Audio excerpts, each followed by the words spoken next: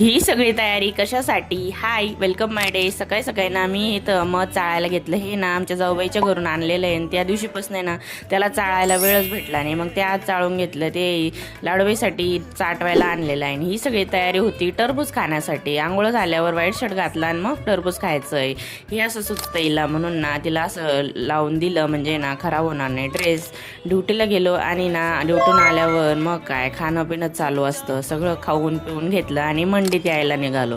आता आहे ना मंडीत आल्यावर आम्हाला पिशवीच आणली नव्हती सोबत, म्हणून सुचतच नव्हतं कुठून सुरुवात करावी.